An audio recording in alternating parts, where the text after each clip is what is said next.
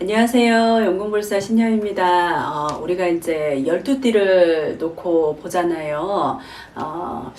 띠별, 아이들 성향에 따라서 공부를 잘하는 아이가 있고 못하는 아이가 있고, 또 머리는 있는데 노력을 안 하는 아이가 있고, 노력을 안 하는데 공부를 잘하는 것 같고, 그죠? 다양해요. 그죠? 그래서 오늘은 제가 먼저 쥐띠 아이들의 특징이라든가 아니면 공부법에 대해서 좀 안내를 해드릴 테니까 우리 엄마들 보시고 도움 많이 되셨으면 좋겠어요. 그러면 먼저 우리 쥐띠 아이의 특징을 좀 보자. 그러면 우리 쥐띠 아이들은 어떻게 보면 굉장히 좀 이렇게 차분해요. 차분하고 여자아이들은 좀 이렇게 고급스럽고 우아하다고 또 볼 수가 있어요.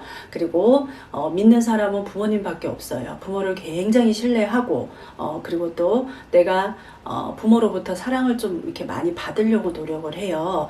근데 반면에 이런 아이들이 한번 갈등이 생기면 예전 관계로 회복하기가 많은 시간이 걸려요. 그렇기 때문에 우리 쥐띠 아이들을 두신 부모님들, 우리 아이들 각별히 좀 유념하시고 이러하니 나쁜 점은 좀 고쳐주고 좋은 점은 좀 이렇게 아이들을 살려서 좋은 쪽으로 나아갈 수 있도록 좀 하셨으면 좋겠어요. 그러면 우리 쥐띠생들 중에 사계절이 있잖아요. 그죠? 사계절 중에 계절마다 계절에 따른 학습법에 대해서 좀 말씀을 드릴게요. 먼저 봄에 태어난 아이들, 쥐띠생이 봄에 태어난 아이들은 어떻게 보면 굉장히 좀 이렇게 기획파라고 보셔도 돼요. 그래서 계획을 크게 잡고 시작을 하면 중간에 아이들이 좀 지쳐버리는 경향이 좀 많아요. 그러니까 우리 봄에 태어난 아이들은 여러 명하고 수업을 하기보다는 자기 주장이 좀 강하기 때문에 개인적으로 수업을 하시는 게 좀 좋으시고요. 그리고 이런 아이들은 리더십도 강하기 때문에 질문하기를 굉장히 좋아해요. 그러니까 질문을 좀 많이 시켜주면 좋으실 것 같아요. 그리고 또 여름에 태어난 아이들, 우리 쥐띠생의 여름에 태어난 아이들은 이런 아이들도 보통 보면 1대1 수업은 좀 곤란하고요. 여러 명 하고 이렇게 토론식 수업을 하는 게 아이 성적을 올리는 데 도움이 좀 많이 되세요. 그리고 어떤 누군가는 하나를 경쟁 상대를 딱 이렇게 지목을 해서 이렇게 가신다 그러면 좀 더 아이가 노력을 해서 성적을 높일 수 있는데 도움이 좀 많이 되실 것 같아요. 그리고 어떤 공부를 하더라도 딱 프로젝트를 짜서 거기에 맞춰서 단계적으로 아이를 수업을 시킨다 그러면 이런 아이들은 어떻게 보면 좀 실행파예요. 움직이는 아이들이기 때문에 그런 단계에 맞춰서 공부를 가르친다 그러면 아이가 성적을 올리는데 크게 도움이 되실 겁니다. 그리고 가을에 태어난 우리 쥐띠생들은 혼자서도 잘하기 때문에 1대1 수업도 괜찮으세요. 그리고 한꺼번에 여러 가지 목표를 이렇게 세워서 주는 건 좀 좋지가 않으세요. 아이가 감당하기 어려울 수가 있거든요. 그러니까 어떤 토론식 수업을 하더라도 어떤 수업 방식을 하더라도 한 가지 주제를 놓고 이렇게 심층적으로 분석을 해서 공부를 한다 그러면 아이가 굉장히 머리도 좋아지고 또 이렇게 이런 아이들은 어떻게 보면 정리파이기 때문에 하나하나 정리를 해가면서 완성을 잘 해갈 수가 있어요. 그리고 겨울에 태어난 아이들은 분명한 목표를 잡아주는 것도 좋지만 이런 아이들은 어떻게 보면은 힘들어할 때 또 굉장히 힘들어할 수가 있어요. 그러니까 그 아이에 맞게끔 목표를 주시는 게 좋으시고요. 그리고 반드시 이 아이가 이해를 하고 넘어가야 그 기초 학문에도 단계가 있잖아요. 그죠? 그런 부분을 이해하고 넘어갈 수 있으니까 우리 부모님들 이런 아이들은 좀 분석파예요. 분석하는 걸 좋아하고 그러니까 어떤 거든 분명한 목표를 주고 아이가 잘 분석을 해서 목표에 다다를 수 있도록 좀 도움을 주셨으면 좋겠어요. 그리고 또 태어난 시간에 따른 우리 쥐띠생들의 취향이 또 있어요.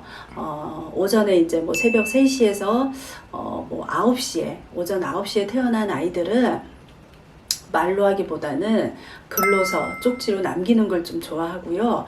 대화를 할 때는 한 가지 주제로만 하셔야지 여러 가지를 하면은 아이들이 좀 힘들어해요. 혼란스러워해요. 그리고 이런 아이들은 뭐 직업으로 보자 그러면 뭐 경찰도 괜찮으시고요. 아니면 뭐 판사라든가 아니면 뭐 교사 이렇게 분석하는 직업 이런 쪽으로 가지시면은 아이 성향하고 잘 맞으실 듯해요. 그리고 오전 9시부터 오후 3시 사이에 태어난 아이들은 어떻게 보면 오후로 보셔도 되기는 한데 요 시간대에 태어난 아이들은 기회를 많이 주고 이렇게 막 추궁을 하거나 이러면은 좀 아이들이 답답해 할 수가 있어요. 막 몰아세우고 이러시면 안 돼요. 그리고 요런 아이들은 좀 이렇게 차분하게 가셔야 되고, 그리고 직업적으로 보자 그러면 뭐 심리학이라든가 상담사라든가 아니면 방송인, 뭐 아니면 언론 작가라든가 아니면 그림을 그리는 화가, 이런 직업을 가져도 굉장히 괜찮으세요. 그리고 이제 오후 3시에서 밤 9시 저녁 개념으로 보시면 돼요. 이 시간대에 태어난 아이들은 좀 아이들이 어떤 판단을 미루거나 뭐 과제를 줬을 때 좀 미루거나 이럴 때는 아이를 다그치기보다는 이야기를 잘 해서 중간에 끊이지 않도록 연결해서 잘 할 수 있도록 이런 아이들은 좀 대화를 해서 다독거려서 가시는 게 좋아요. 이런 아이들은 직업은 뭐 철학적으로도 괜찮고 뭐 경제 쪽으로 아이들 직업을 가지셔도 괜찮으시고요. 교수나 의사나 작가나 아니면 디자이너 이런 직업을 가지셔도 아이들이 굉장히 크게 잘 될 수가 있어요. 그리고 이제 마지막으로 밤중 뭐 심리학 시간이라고 이렇게 보시면 되는데 밤 9시에서 새벽 3시에 태어난 이런 아이들을 봤을 때는 이런 아이들은 책임감 있는 말로 굉장히 자존심을 세워요. 그리고 어떤 의미가 있는 깊은 뭐 문제가 생겼다 이럴 때는 언급을 하게끔, 아이들이 말을 하게끔 자꾸 유도를 하셔야 돼요. 그래야지 문제가 없답니다. 이런 아이들의 직업을 보자 그러면 뭐 이렇게 요즘 컴퓨터 많이 하죠. 컴퓨터 다루는 직업이라든가 아니면 뭐 선생님 중에서도 교사 중에서도 수학 선생님을 한다든가 법의학 이런 쪽으로 가시는 것도 굉장히 괜찮으세요. 그리고 마지막으로 우리 아이들 공부방 풍수 인테리어에 대해서도 제가 좀 간략하게 말씀을 드릴게요. 우리 봄에 태어난 아이들은 아이 공부방에 초록색의 식물을 두시면 도움이 많이 되세요. 그리고 놓지 말아야 될 것은 어떤 것이 있냐 그러면 뭐 철제, 금속으로 된 어떠한 물건이라든가 아니면 화병, 그리고 끝이 이렇게 좀 날카롭게 뾰족한 물건들은 우리 아이 방에서 놓으시면 조금 아이가 공부하는데 방해가 될 수가 있어요. 그러니까 이거 좀 알고 계셨으면 좋겠고요. 그리고 여름에 태어난 아이들은 뭐 이렇게 좀 움직이는 물체 있죠. 뭐 이렇게 조명 기구라든가 아니면 여름 풍경화 이런 것도 좀 걸어 놓으시면 학습에 도움이 많이 되시고, 빨간색 소품이라든가 죽은 동식물 뭐 그림이라든가 인형이라든가 이런 거는 우리 여름에 태어난 아이 공부방에는 두시면 썩 좋지는 않아요. 그리고 가을에 태어난 우리 GT생들 아이들 방에는 초록색 식물에 뭐 나무 액자로 된 가족 사진을 놓는 것도 괜찮으시고요. 뭐 분홍색이라든가 연두색의 어떠한 뭐 물건을 놓으시는 것도 아이가 공부하는데 도움이 많이 되세요. 그 대신에 추상적인 그림이라든가 뭐 난로라든가 그냥 이렇게 조그만하게 뭐 장식품 아니면 뭐 양초라든가 이런 거는 아이 방에 좀 치우시는 게 좋으세요. 그리고 마지막으로 겨울에 태어난 우리 GT생들은 공부방에 화려한 조명 기구 있죠. 조명이라든가 아니면 좀 이렇게 물체가 움직이는 거, 빨강색, 보라색, 오렌지색 이런 계열의 움직이는 물체를 좀 아이 방에 두시면 아이가 공부하는데 성적이 오르는데 좀 도움이 되시고요. 그 대신에 뭐 어항이라든가 금속으로 된 장식이라든가 금정색의 어떤 뭐 검정색 소품을 아이 방에 두시는 거는 아이가 성적을 올리는데 썩 좋지가 않으세요.